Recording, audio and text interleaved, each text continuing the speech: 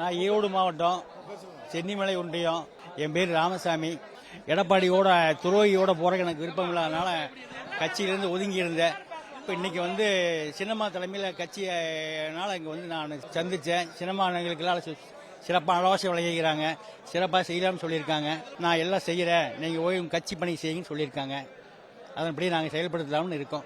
கடற்கரைவேல், கூடான்கோட்டை, முதுகுளத்தூர் தொகுதி சின்னம்மா பார்க்க வந்தேன். அம்மா மக்கள் கட்சியில் இருந்தேன். இப்போ சின்னம்மாட்ட இணைஞ்சிட்டேன்.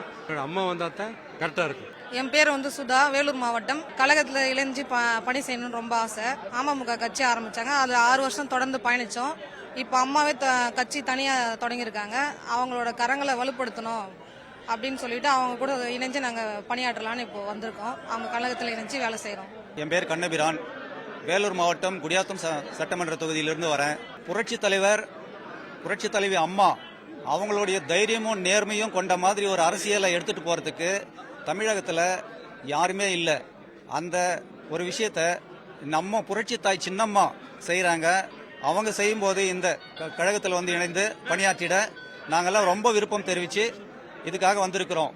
இப்போ பார்த்தீங்கன்னா தமிழ்நாட்டில் நடக்கிற இந்த காட்டாட்சி, அதாவது மக்கள் விரோத ஆட்சியை ஒரு நல்ல வழிக்கு கொண்டு வர்றதுக்கு புரட்சி தாய் சின்னம்மா தொடங்கி இருக்கிற இந்த அனைத்து இந்திய புரட்சி தலைவர் மக்கள் முன்னேற்ற கழகம் ஒன்று தான் இதுக்கு வந்து ஒரு தீர்வாக இருக்கும்.